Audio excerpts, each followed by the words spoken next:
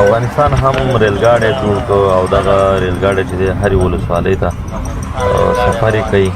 یعنې ریلګاډي باندې خلک د نورو ملکونو سره تجارت کوي، خو د افغانستان دغه نوی کوم ریلګاډي سیستم چې دی دا یوازې ولسوالیو ته تګ راتګ کوي او په دې کې ایسکریم باریږي هر سهار او د ننګرهار مختلفو ولسوالیو ته په دې ریلګاډي کې انتقالیږي. خو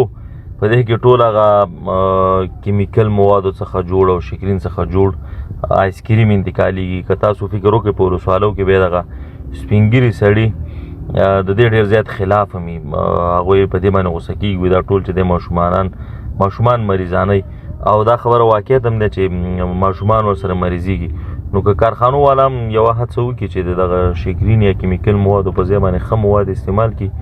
نو که 1 روپۍ 2 روپۍ ګران هم خرڅ کړي نو ښه به وي، نو هم به کار روزګار رواني، هم به چې دی چاته به ضرر او تکلیف نه جوړېږي.